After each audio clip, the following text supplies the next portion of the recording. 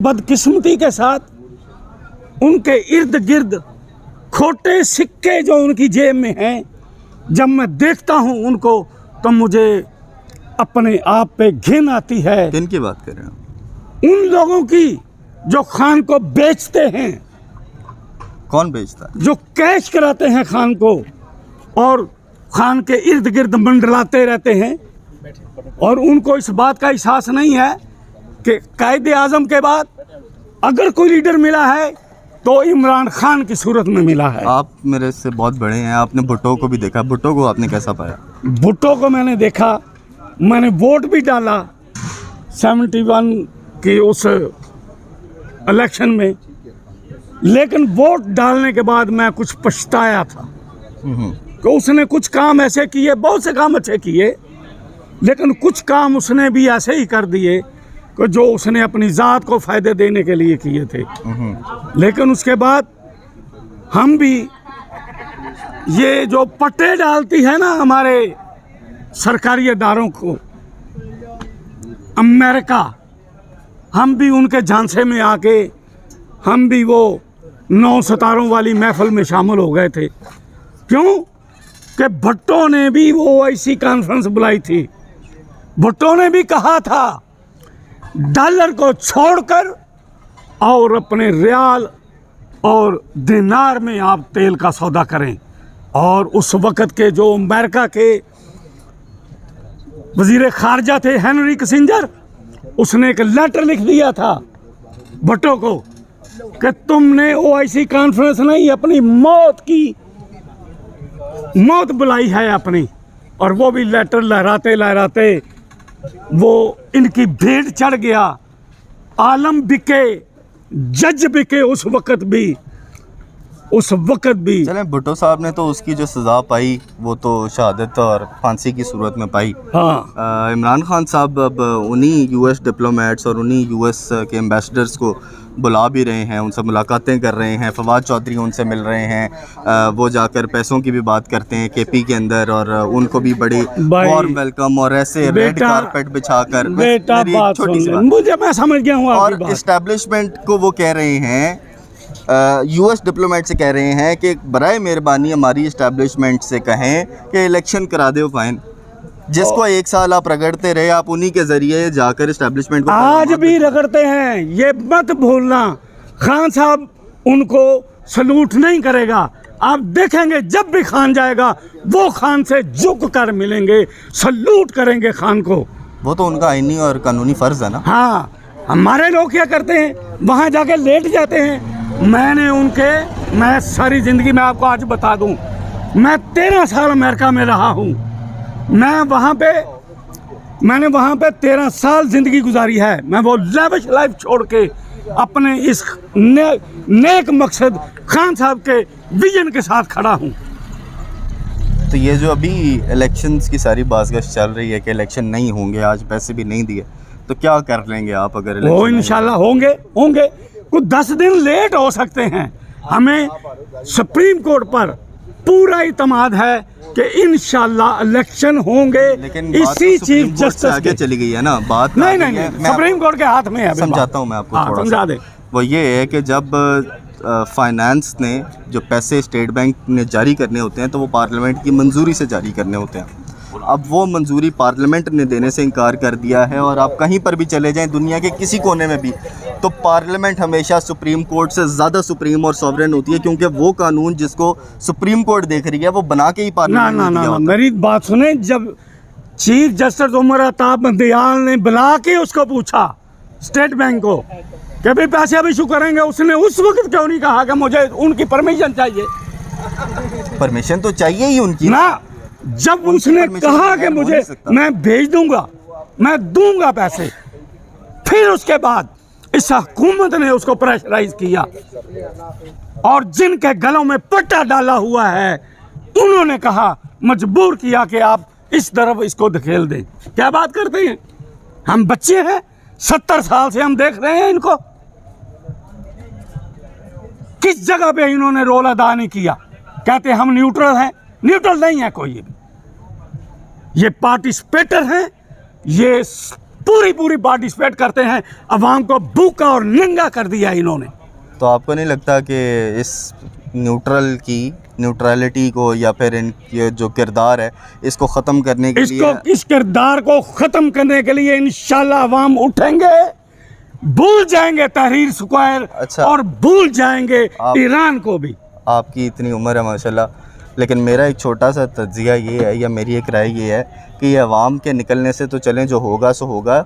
सियासतदान जब तक इकट्ठे नहीं होंगे इस मामले के ऊपर, या वो इनकी पैरवी या इनके बूट चाटने के ऊपर जब इनकार कर देंगे, जब सारे इकट्ठे होंगे तो तब ये चीज़ आगे चलेगी।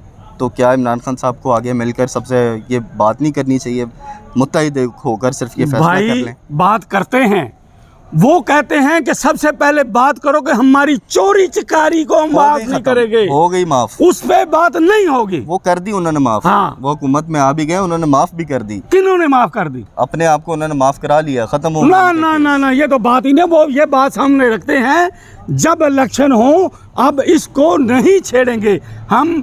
ये है अवाम का मसला, ये ना खान साहब का मसला है, ना ये वर्दी वालों का मसला है, ना ये चोरों का मसला है। यह है अवाम का पैसा था, अवाम का मसला है, हम उठाएंगे इस मसले को। अच्छा, इसको कोई माफ नहीं कर सकता। मुझे बताएं कि क्या खौफ के बुत पिछले 1 साल के अंदर टूट गए? क्या आप मुझे नहीं देख रहे? मेरी कितनी उम्र है? मैं कहता हूँ इनको जिनके गले में पट्टा डाला हुआ है, मैं कहता हूँ खुदा का खौफ लो। आप हमारे लोग हैं, हम आपसे नफरत नहीं करते। आपके गले में डाला हुआ पट्टा है, उससे हम नफरत करते हैं। अच्छा, खौफ के बुत टूटने की निशान क्या होते, निशानी क्या है उसकी? मेरे जैसा बंदा वो बोलता है, वो सच और हक के साथ खड़ा होता है। अच्छा, लेकिन जब आपका लीडर ये कहता है कि हमने खौफ के बुत तोड़ दिए, हाँ, और उसके बाद जब वो घर से निकलता है तो वो ऑपोजिशन उनके ऊपर ये कहती है कि वो एक कनस्तर लेकर वो अपने सर के ऊपर डालकर, तो ये कौन सा वो 10-10 लोग जो हैं वो लोहे के वो लेकर भाई मेरी बात सुने। आप क्या समझते हैं थोड़ा सा इधर आ जाइए। कि ये जो बुलेट आई हैं अमेरिका से, जो बुलेट प्रूफ को चीर के जाती हैं, जो स्नाइपर मंगवाए गए हैं अमेरिका से, क्या हम उससे खान की हिफाजत ना करें? अब इसको खौफ कहते हैं। अल्लाह ताला ने कहा है खौफ के कि बुत टूटना तो यही होता है ना? अपनी नो, इट इज नॉट अपनी हिफाजत भी अल्लाह ताला ने कहा है कि अपनी हिफाजत भी करो। ये नहीं है कि सामने से कोई डांग मार रहा है तो आप जो है ना सारा आगे कर दो। ये कहाँ का असूल है? उसको पकड़ो, उससे अपने आप को बचाओ। ये सेफ्टी भी अल्लाह पाक ने कहा है कुरान में कि अपनी सेफ्टी करो। चलें, अब अगर फैसला हो जाता है कि जी इलेक्शन नहीं होगा, हो समझें सुप्रीम कोर्ट की जो कल मुलाकात हुई है चैम्बर के अंदर, आप चोरों की जो कारकुन क्या करेगा? मुझे सिर्फ कारकुन क्या, कारकुन मैंने आपको बता दिया। लोग भूल जाएंगे तहरीर स्क्वायर को, तुर्की को और ईरान को भूल जाएंगे। इंशाल्लाह पाकिस्तानी जो हैं इन उठा के बाहर फेंकेंगे। आप क्या बात करते हैं? मियाँ साहब को पाकिस्तान में नहीं देखना चाहते? पाकिस्तान आए मियाँ साहब, हम तो बुलाते हैं। मियाँ साहब आए, आपके भाई की हुकूमत है, लेकिन उस चोर को डर लगा हुआ है कि मैं मारा ना जाऊं, और मारे ये जाएंगे। इलेक्शन कराएं ना जाएं, क्यों भेजा खान साहब ने बाहर? हमने भेजा है। वो आपने देखा नहीं था काशिफ अब्बासी के वो शो में, जब ये बाहर गए थे तो फैसल बाटा बूट लेकर आ गया था, उसने टेबल पे बूट रखा था, याद है? बिल्कुल याद है। उस वक्त उसने बताया था बूटों ने भेजा है। वो तो कह रहे थे कि ये मैं बूट ये लोग चाटते हैं, मैं तो इसलिए लेकर आया नहीं, और इसकी इज्जत किया। उसने बताया था कि बूटों वालों ने भेजा है।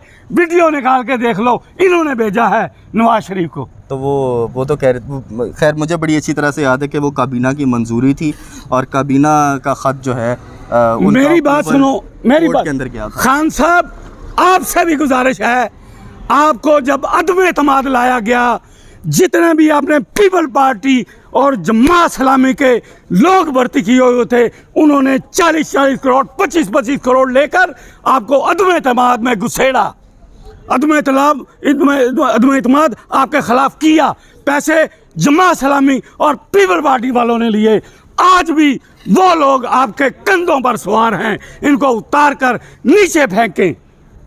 खुदा के वास्ते जितने भी जमात सलामी के गद्दार लोग हैं, जितने भी पीपल पार्टी के गद्दार लोग हैं, उनको आपने अपने कंधों में बैठाया हुआ है। खुदा के लिए इनसे बचें, ये पार्टी के जहरे कातल हैं। अच्छा, वो पहले कहते थे जी मेरी हुकूमत गिराई अमेरिका ने, उसके बाद कहते हैं मेरी हुकूमत गिराई जनरल बाजवा ने, उसके बाद कहते भाई हैं मेरी हुकूमत गिराई देखो, नवाज शरीफ ने। अमेरिका ने आगे डांग तो नहीं मारी, फिर उसके बाद ये मोरे हैं, सब अमेरिका के मोरे हैं। अभी तक खत्म नहीं हुई, वो मोहसिन नकवी तक अभी तक आ गई है। मोहसिन नकवी तो है उनका, यार क्या बात करते हैं। ये देखो, ये जो साजिश होती है ये कोई खुद जाके नहीं करता, बंदे खरीदे जाते हैं। जब अमेरिका अपने ईवान में खड़े होकर कहता है कि पाकिस्तानी माँ बेचने वाली कौम है, तो ऐसे मोरे चुने जाते हैं जो माँ बेचने वाले होते हैं, जो माँ बेचने के लिए तैयार होते हैं।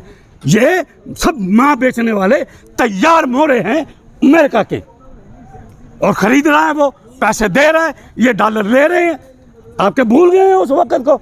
हमने उस वक्त यूनाइटेड नेशन में पूरा दिन एहतजाज किया था कि इसने हमें माँ बेचने वाली कौम क्यों कहा, और यहाँ आकर पता चला कि यहाँ पर तो बहुत बड़े बड़े मगरमच्छ जो है, जो माँ बेचने के लिए तैयार बैठे हैं, मुंह खोले बैठे हैं कि हमें हमारे मुंह में डॉलर डाल दें।